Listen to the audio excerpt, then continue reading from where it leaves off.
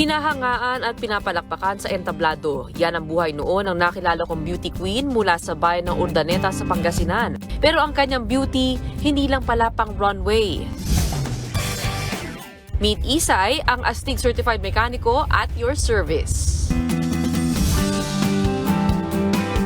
Taong 2016 nang kumuha ng kursong Automotive and Motorcycle Technology si Isay. Pagka-graduate ay agad siyang naghanap ng trabaho at sumabak sa pagiging mekaniko.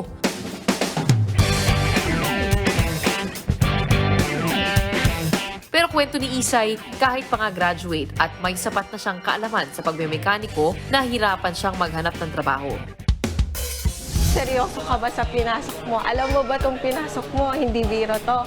Siyempre ako po, sabi ko, alam ko po at alam kong kakayanin ko at makakaya ko po.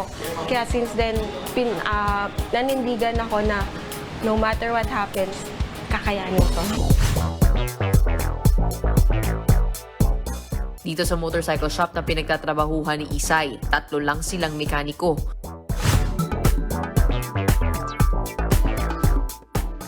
Ayon kay Isay, may mga customer na nagdadalawang isip ipagkatiwala sa kanya ang kanilang sasakyan.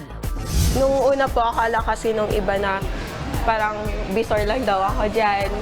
Pero nung time na ako na yung gumawa ng motor, sigurado ka ba ikaw gagawa? Alam mo ba? Parang yung tanong pa lang po kasi na yun, aminin ko, nasaktan ako at na-down po. Pero syempre, pinatunayan ko naman po sa tao na yun na talagang nagawa ko po yung dapat gawin po sa motor niya.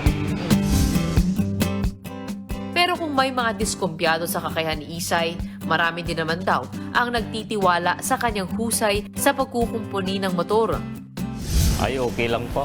Kasi hindi naman po sila babaklas kung hindi po nila pinag-aralan po. Tsaka ang mga babae po, kung minsan mas magagaling kaysa mga lalaki. Ang inspirasyon daw ni Isay sa pagmemekaniko, ang superhero at lodi rin ng marami na si Iron Man. Sabi ko sa sarili ko, someday, gagawa ako ng sarili kong sasakyan. Yun yung naging goal ko na sooner or later, magagawa ko to. Siya na rin kasi yung, naging takas ko. Whenever po na down ako. Deadma lang si Isay sa mga tumataas ang kilay sa kakayahan niya. Ang mahalaga raw, ginagawa niya ang kanyang trabaho sa abot ng kanyang makakaya. Mga kapatid, Gretchen Ho po, huwag maging huli at maging una sa lahat ng balitaan. Maging maalam at may pakialam sa mga napapanahong issue at balita sa bansa. Mag-subscribe at mag-follow sa News 5 social media pages.